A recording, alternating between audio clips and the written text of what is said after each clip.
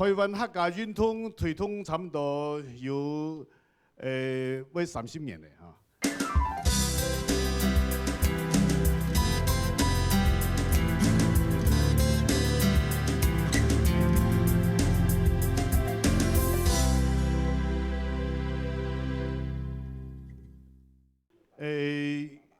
因着客家乡亲啦，然后遇到一条客家自由呢，天数哈，使得因着台湾嘅客家文化呢，你讲提升意度哈，还有客家文化嘅传承哈，越来越好哈。另外呢，台湾太学呢，要推动哈，多元文化，然后客家文化相关的个发通哈。今日呢，是针对台湾客家文化来谈论哈。今日ต้อง感謝呢各位貴賓哈，各位朋友呢來到台灣太學啊。台灣客家運動要再創高峰啊！過去這麼幾十年來，有很多的客家鄉親前輩，還有客家之友呢，也對我們長期來協助呢推動這個台灣客家運動。我們特別感謝啊，許許多多的這些前輩先進呢，出腦筋啊，出錢出力啊，來支持我們。我們為了怎麼樣結合各方的這個力量啊，要再創高峰呢，所以推出的一系列的這個相關的這個講座啊，要來思考呢，台灣客家運動呢，如何呢，何去何從啊？如何呢，再進一步再創高峰啊？一方面呢，是共同推動哈台灣文化啊，還有客家文化；另一方面呢，也加強呢台灣研究啊和客家研究。3年後來呢，係唔係有請客委會哈范副主任委員呢來支持？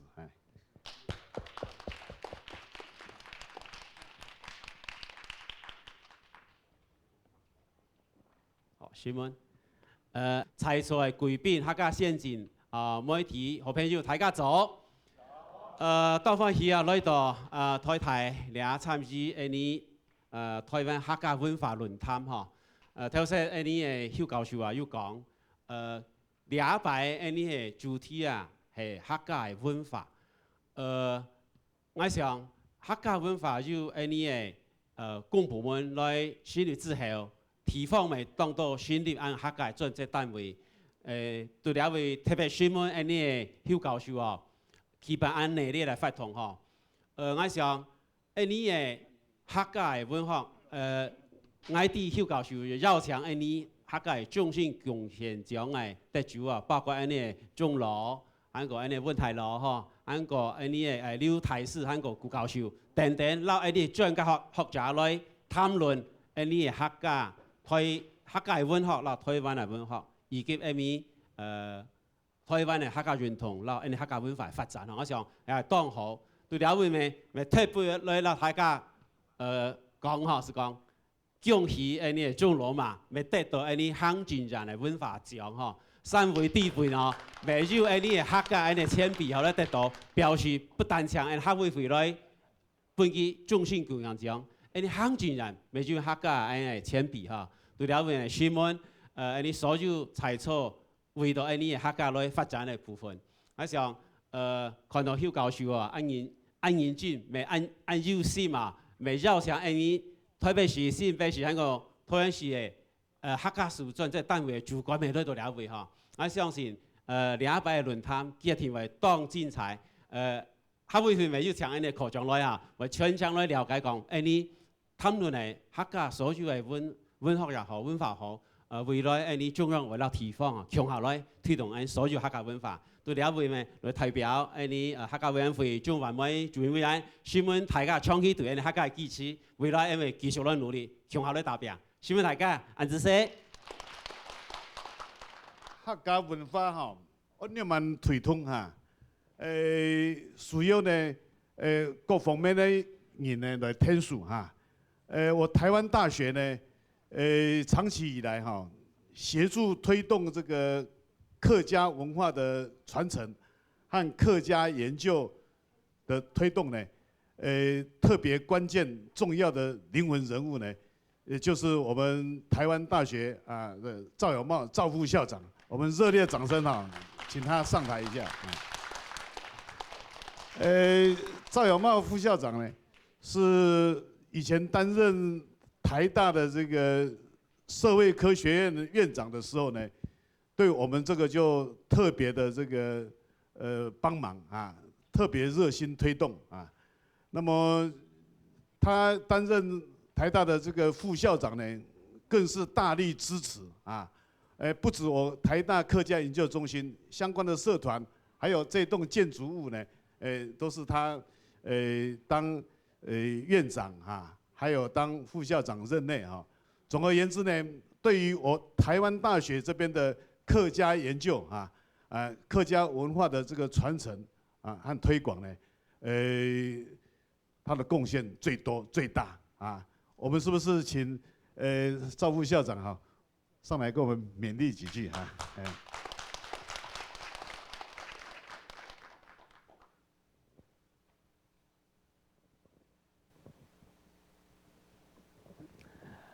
非常感谢我们邱主任还有，那么今天呢，我们蓬荜生辉能够我们社科院呢能够各位的来那么尤其是我们邱教授呢，他要我来，我不敢不来他这客家运动呢，他这个什么时候会帮我运动一下，我不知道不过主要是我如果不来的话，大概我没有汤圆可以吃，没有山歌可以听那么我们今天很高兴呢，这个从台大的客家研究实际上已经有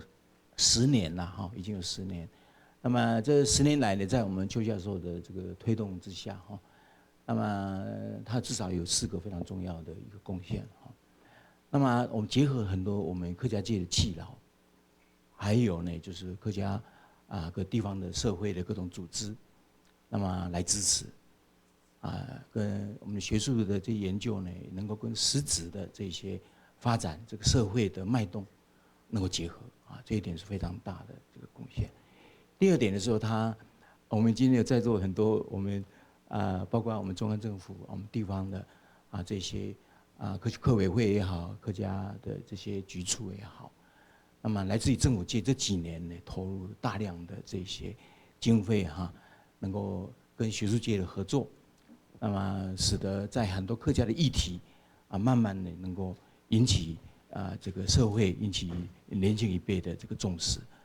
那么这是来自于这个行政界的这个大力的支持，这是非常的重要。另外一个是这个我们邱教授结合了学术界的包括我们师范大学那么我们交大联合那么还有很多的学术界的这个研究客家的这个学术界的团体，都在邱教授的这个动员之下呢，大家也紧密的结合。来共同跟我们行政界跟政府，包括中央政府、地方政府的相关的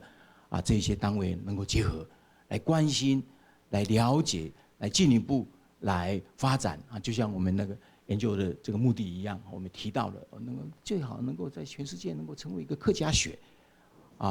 我们保留了这些文化、这些社会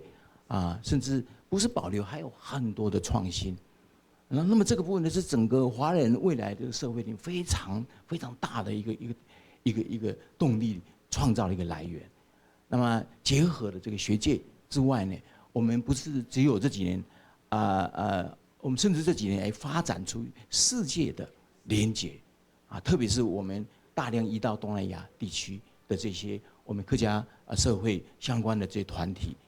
那么包括东南亚香港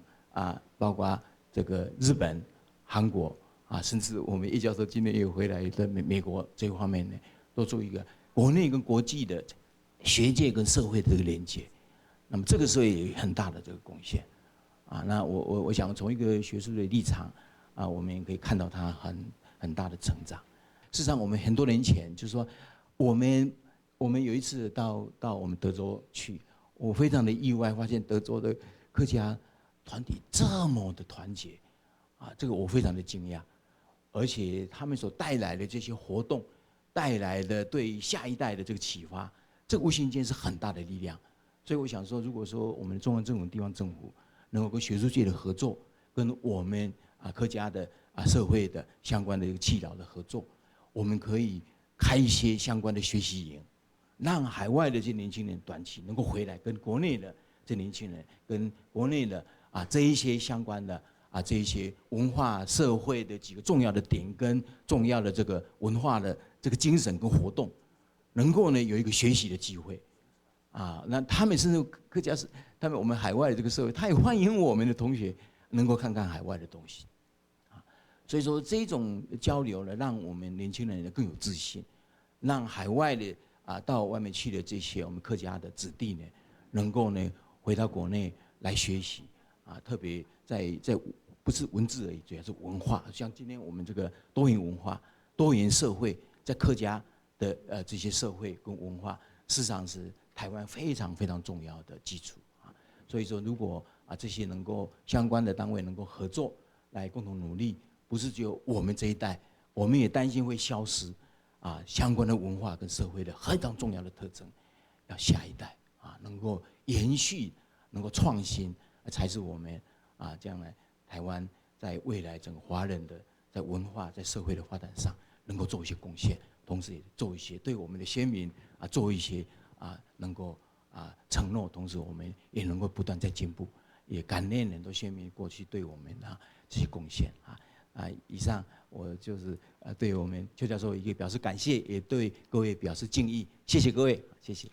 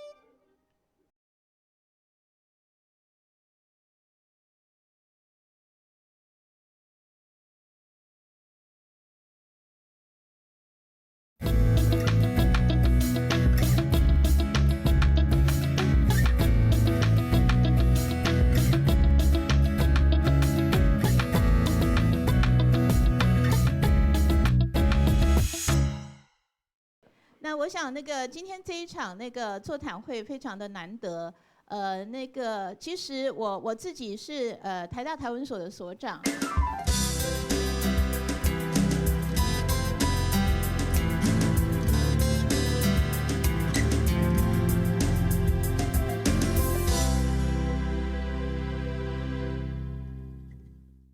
那我非常感谢邱主任给我这个机会。因为我们所呢，从2004年成立以来，没有出现过任何一个课叫客家文学，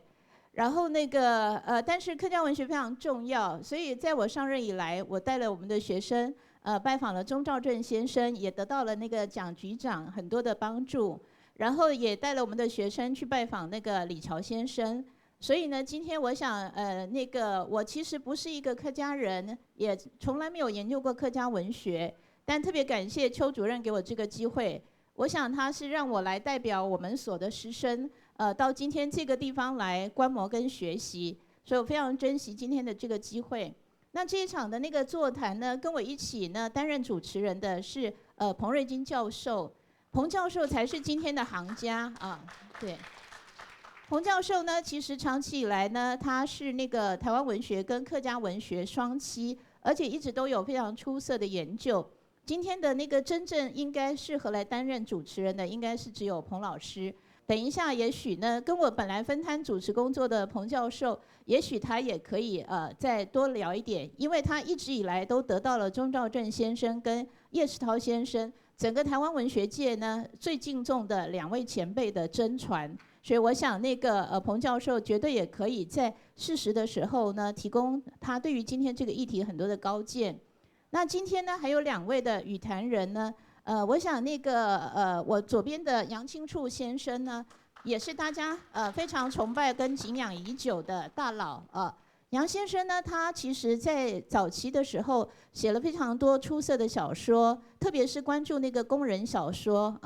那一直以来呢，在这个文类的部分，在乡土文学的时候就受到了这个关注。那杨先生他本身还编了很多的这个台语的词典，所以我们今天的这个议题，台湾文学跟客家文学，杨先生呢，也许可以从闽南话的台湾的语言的另外一个角度里面，或者是台湾文学的这个角度去提供另外一个思考。那我想杨先生其实他还带了一本书来，是《台诗300首》。这本书我已经很早就拜读过了，而且还有我们的学生们都受惠很多所以我想杨先生在很多方面的一个出色的表现，他也能够提供一个今天这个语坛很珍贵的一些观点。那另外一位的语坛人呢是蒋淑珍教授，他是交通大学的人文社会学系的教授。那蒋老师呢，他本身其实应该是外文系出身的背景。那但是呢，他后来长期也经营了这个客家文学，他其实呢做了很多的客家重要经典作家的研究，钟理和、钟肇政先生、李峤，还有龙应宗都写了非常多的出色的文章。那作为一个外文系出身的学者，他能够把西方文学理论、文化的理论带进来，他甚至于去关注了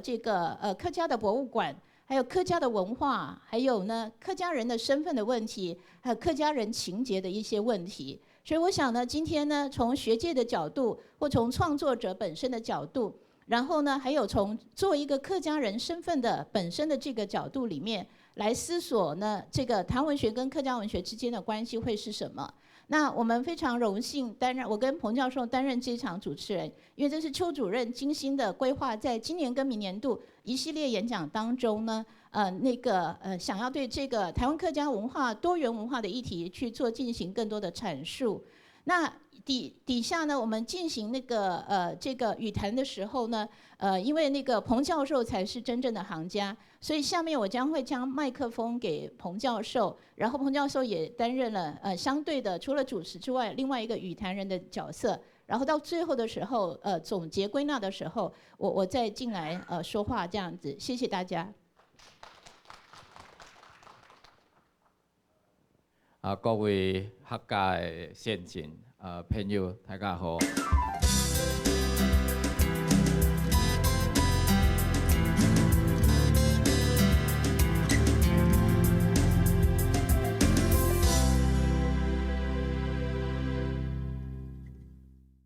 我想今日推动啦有4位吼，不过就爱行言田吼，所以你尊重3位语坛人啊主持人吼，你用普通话来进行吼。今日本来钟老哈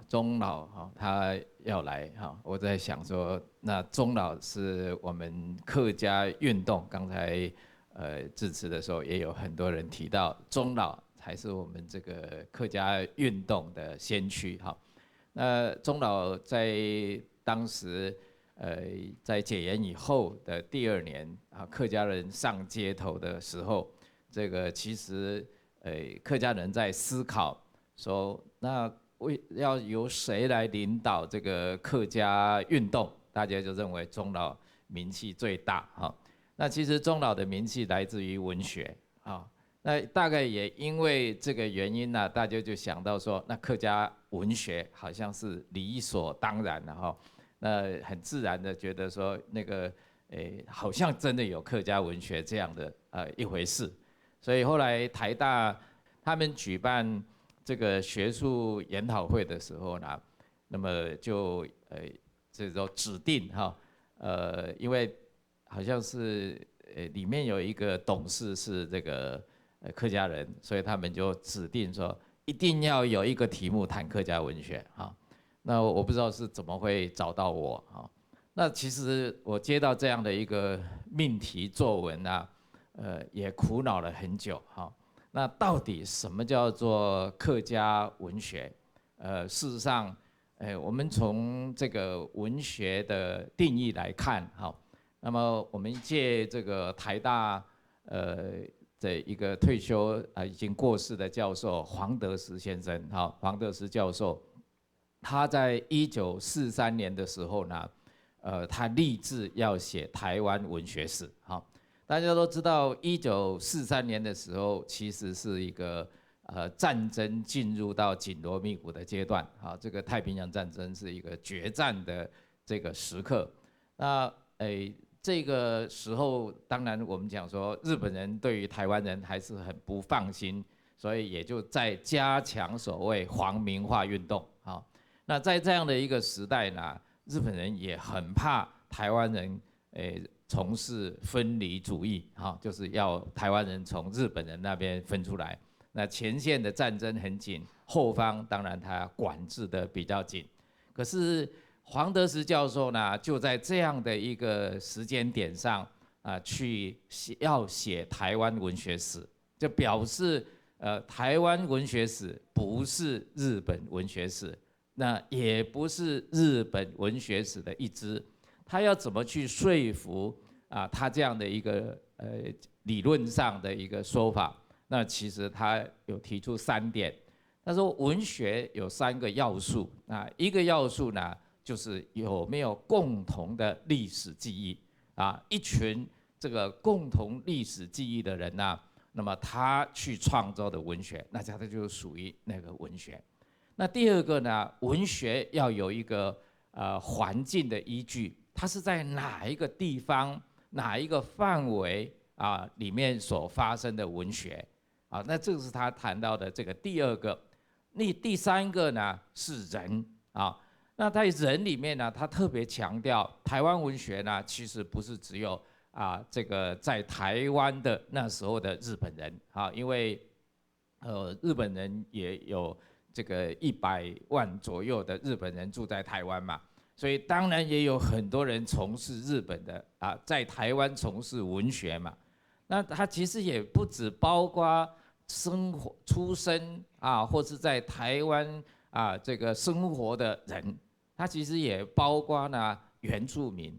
所以他当时讲说，那所谓台湾他要写的台湾文学史它的范围是包括这么多的，所以他试写的这个前面的篇章里面就特别谈到这个清治时代来台湾做官的这些人，他也把它纳入台湾文学的范围。所以当然他要来应付日本人、对付日本人的话，当然也包括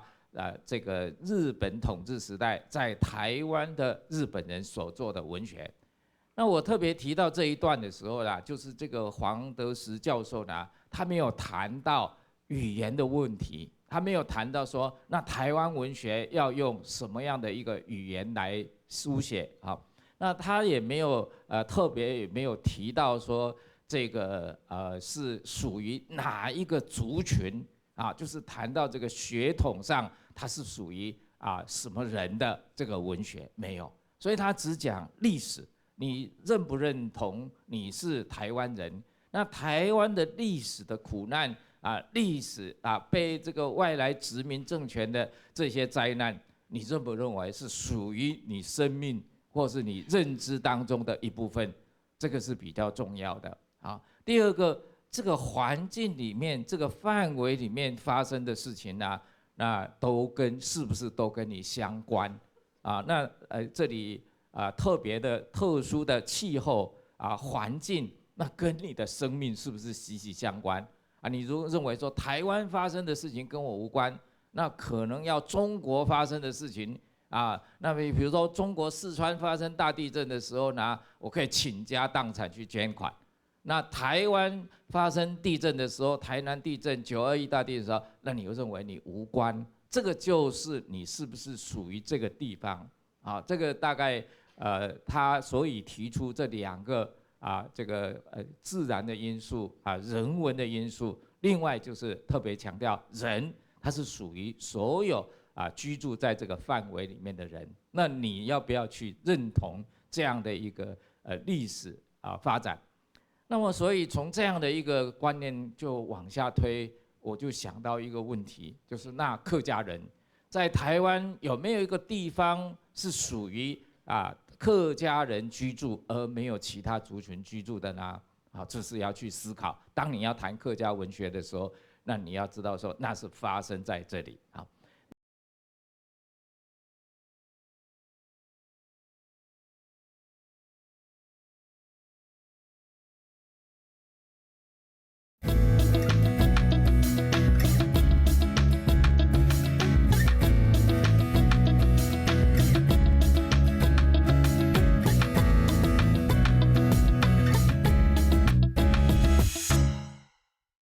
那第二个呢？那这个客家人他住在台湾，那他是不是认为他是属于台湾的一部分？那台湾的福佬人、台湾的原住民，如果发生问题，你是不是也觉得是属于你生命里面的那一个部分？还是说你可以漠不关心？好，那么以这2个条件来看啊，事实上台湾这个地方呢，那所有的一切，其实跟在台湾的客家人呢是这个祸福与共啊，这个就是我们讲的这个所谓这个生命的认同哈。那你是不是认同这样的啊？所以这个第3个谈到人的问题，那今天在台湾的客家人啊，当然。在我们1989年这个客家运动刚开始的时候，我们觉得说这个好像客家人是一个隐性的这个族群，那在台湾的社会里面呢，慢慢这个消失那但是呢，那我们是不是在那个时代里面说客家人就这个是不是在台湾来讲，它是一个特殊的这个族系那它这个族系是不是可以独立开来说那如果我们要去创作文学的时候，它是不是一个单独的文学体系？那事实上是有困难的所以不管从居住的环境历史的认同，还有一个人那是不是能够特别把它标示出来？但是当时为什么会觉得说，那客家文学好像存在？那其实真正台湾谈到客家这个文学这样的一个名词的时候呢，是1983年的时候。那时候这个可能那时候他还不知道自己是客家人的张良泽教授那他在美丽岛事件之前呢，逃到这个日本去听说有学生跟他讲说有消息会抓你。所以他在美丽岛事件的前夕呢，就逃到日本去那后来他就没有回来。那1983年的时候呢，美东的客家乡亲邀请张良泽到那个美东夏令营去演讲那指定的题目就是要讲客家文学。可是当时这个张良泽教授呢，他觉得说他好像认识很多客家的作家，哈，什么钟理和啦、钟兆政啊，哈，他这些他都认识，都很要好。可是问题是说，能不能叫做客家文学，他也在迟疑啊。那当然就是因为他教文学啊，他懂得说你要去定义这个东西的时候就有困难，所以后来他的演讲题目叫做《客籍作家及其作品》。那他还是从写信回来向钟老求援啊，向钟兆政这个钟老求援。那钟老呢，然后帮他散布出去，寻求全台各地的文友呢，帮他收集资料。他一共收集了40几个这个客家籍的作家。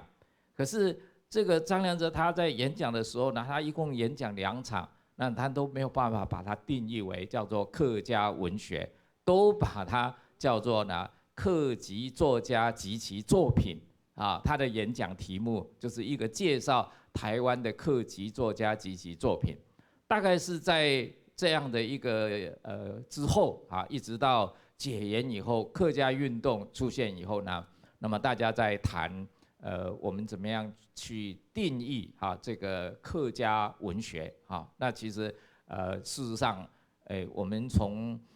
这个一定要给它下文学定义来讲呢，是有困难的哈。那么我特别提这一段呢，就是所有的哈，比如说张良则也好啊，或是说黄德思教授也好哈，那么其实他在谈这个台湾文学的时候呢，与客家文学的时候呢，都没有把这个语言把它当做一个是一个非常必要的手段。当然，我们讲说在座有很多从事客语创作的作家，我们非常尊重，非常尊敬。那也认为将来台湾的所谓多元文学的发展里面，我们也很乐意看到用客家话写得很好的这样很多的人来写得很好的客家文学。好，但是我们讲说，我们是不是一定要先给它定义说，非要用什么语言来写，那么才叫做这个客家文学呢？事实上，恐怕我们没有办法说先定义说客家文学是什么然后再去说一定要或者说一定要用客语写的才叫做客家文学，那么才去发展客家文学。我相信我们的前辈吴浊流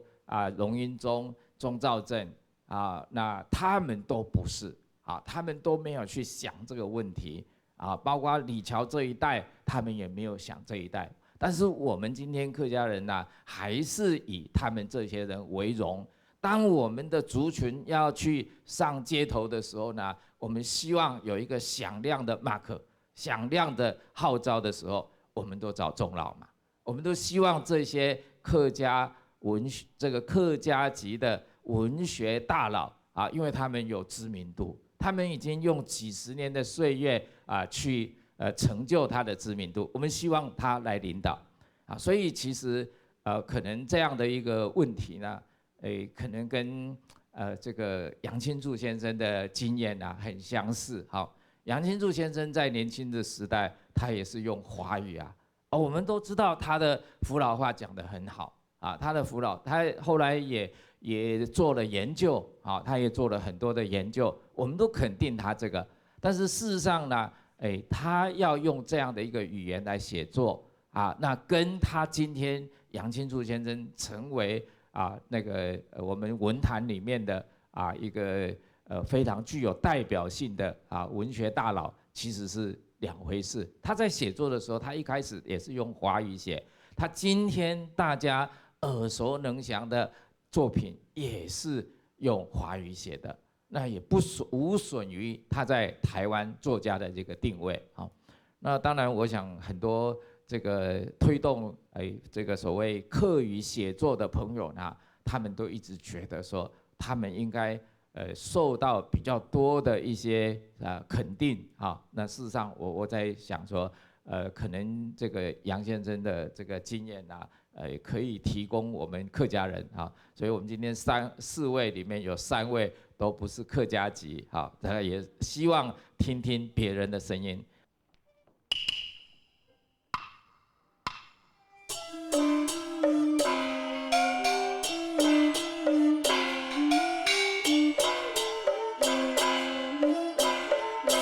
头发开来，球发那里望？阿哥来相妹，身上的2、3行，一想来暧昧啊，鸳鸯那里走？一想来暧昧，香啊那里藏？妹张妹，3来暧昧，救命那里放啊？哎呀！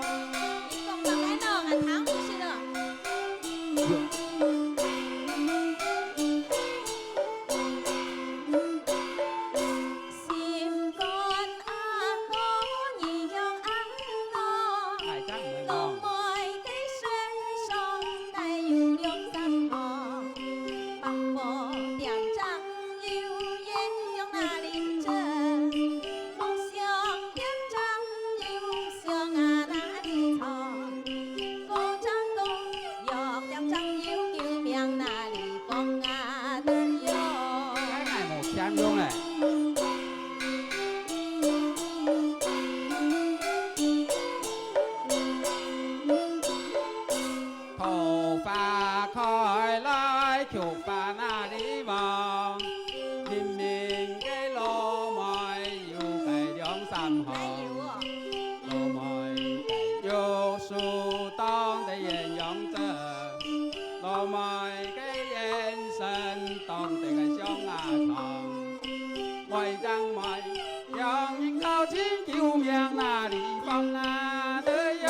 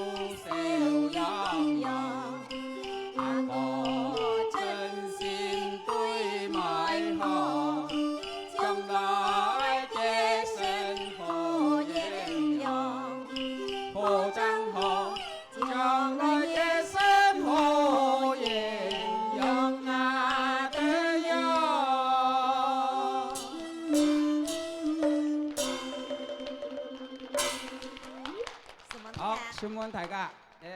体育团节目大家参过一团了。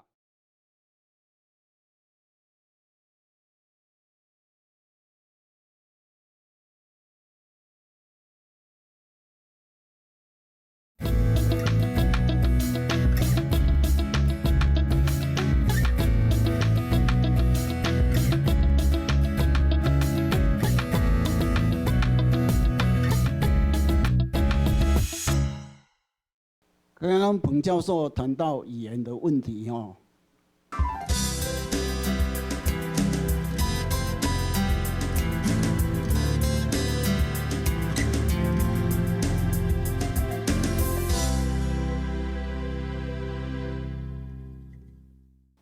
，1985年我被邀请美国那个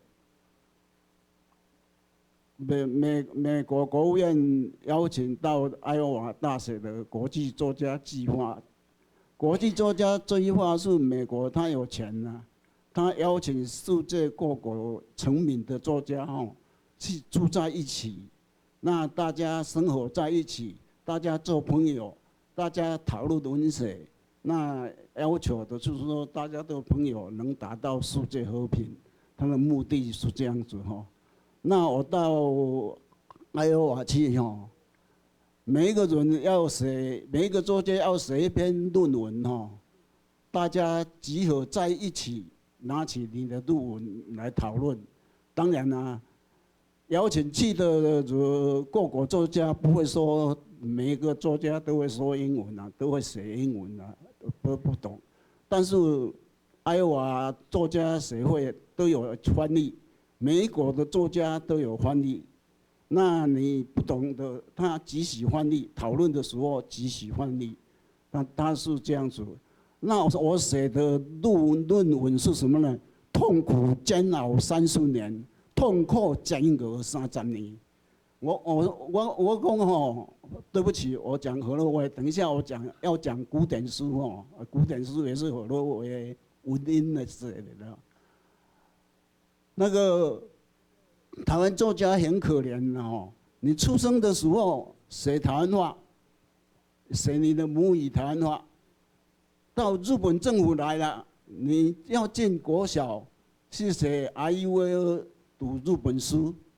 他们读到25、4、5岁、25、6岁，大概可以用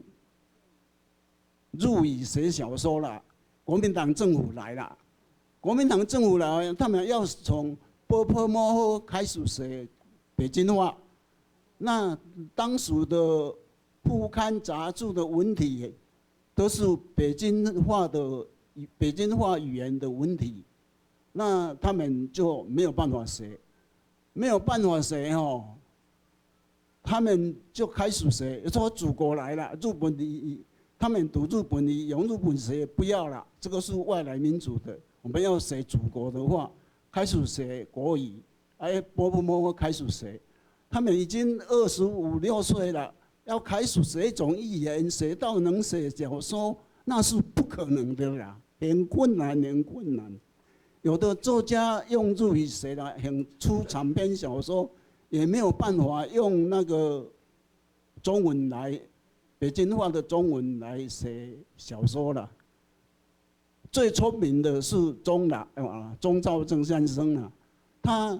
国民党政府来没有几年哦，他就可以用中文写小说了，很可敬的一个哈。那我今天要讲的就是台湾的古典书了。唐朝2000多年留下来的古典书5万首了。台湾哦，郑成功入台以后30、40年哦，留下来的古典书有6、7万首了。台湾为什么有这么多的古典书？就是日本人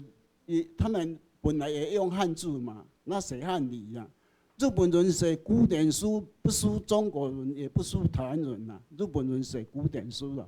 所以日本统治台湾的时候，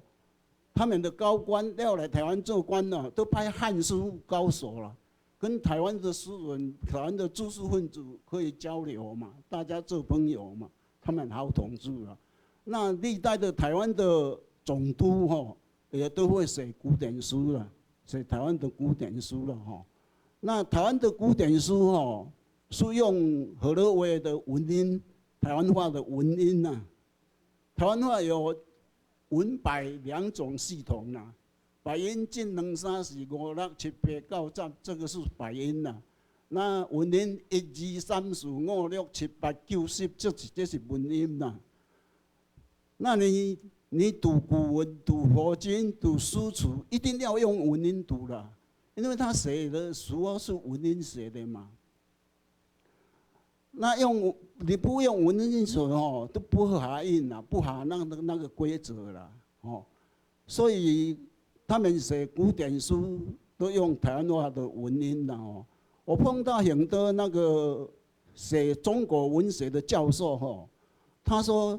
台湾有6、7万首的古典书国民党都叫唐书，不叫台湾的古典书嘛，没有人知道台湾有6、7万首的古典书储存下来，比唐书5万首还多嘛那个余欧润来台湾的时候感觉到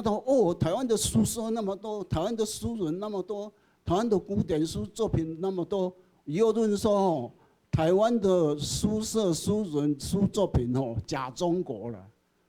每一个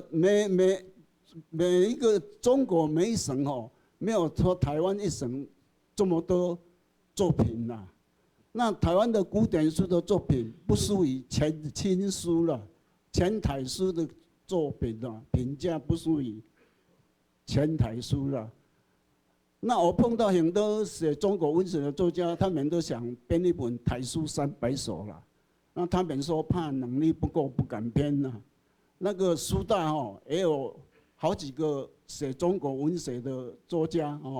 他们组一个团体要编台书300首了，不敢编了。那我认为他们不敢编的问题，就是说他们不能用台湾话的台语的文音来读他们写古典书的时候的语言呐。台湾的古典书，台语的古典书都用台语文音写的，包括台语佛经，你要用台语读古文、读素书、读诗词，一定都要用文音读啦。他们不会读啦，不会读当时诗人所用的语言，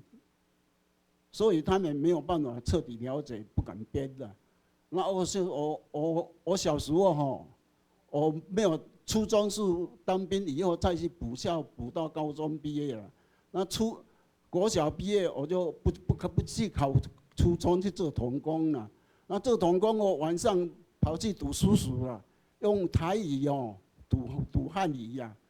用台语读古书、古文、读素书了。所以我能用台语的文音读古典书了。我有这个长处嘛，所以我说你们不敢编，我来编嘛，我可以读嘛，你们不会读嘛。那我就花了6、7年的时间全省的过图书馆到处跑了，文献一直看了，把6、7万首的古典书尽量看完了。那选一本台书300首了。我台书300首翻译这台湾白话、台湾语文白话的新书了，容易了解了。等一下我可以放2首给大家听了，一首吴浊流所写的光复后的感想了一首那个杨守夷他也写新书了杨守夷新书都偏重于写劳工了。杨守夷写一首《远眺》，远眺就是228大屠杀杨守夷有所感那喝酒喝完停在栏杆看远处那去想台湾人台湾人的房子都被国民党占走了啦台湾人像牛一样啦，牛拖车国民党拿一个鞭在后面打牛赶牛走了这个杨守夷的《远眺》这一首，等一下我有 CD 片有吟唱有那个台湾白话书对照等一下他请放给大家听的。那放吴浊流一首光复后的感想了